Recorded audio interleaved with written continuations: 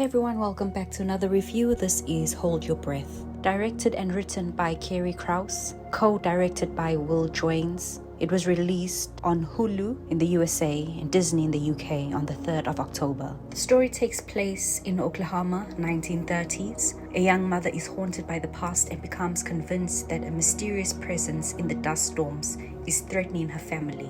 The original title of the movie was called Dust. That was in June 2020, but then it was retitled in April of this year. There's two main things I understood about this movie. One, people care way too much about what people think of them. Also, people are too quick to judge someone. Your experience is going to differ from mine, vice versa. And two, mental health. Fear plays a big role in this movie, fearing the unknown, also fearing what you've read or were told. That takes a toll on your mind, and your mind tricks you into believing that something that isn't real or there exists. Also, being sleep deprived plays a role in affecting your mental state. A mother's quest to keep her daughter safe, risking her own mental state in the process. Mothers do so much for the family, even if it means ignoring her feelings or health. In some ways, this movie is kind of similar to Never Let Go. Similar in the sense that mothers wanting to protect their kids when they are not in the greatest mental state themselves. In Margaret, Sarah Paulson's case, she is grieving the loss of her youngest daughter. The death takes a toll on her. She doesn't have a husband for support because he has to go out of town to work. She's on medication and starts hallucinating. Eventually, she tells her eldest daughter the only way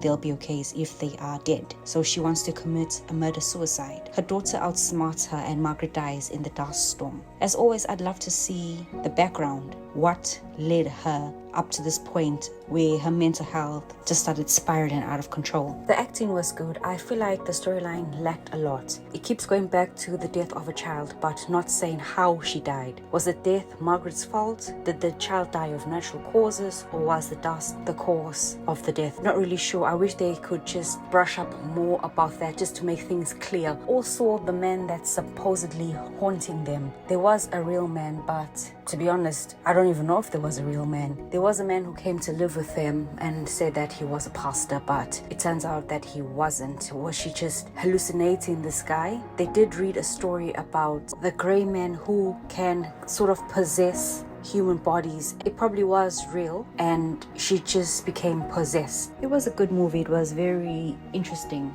to watch. Has anyone seen this film? What did you think of it? Let me know and I will see you in the next review.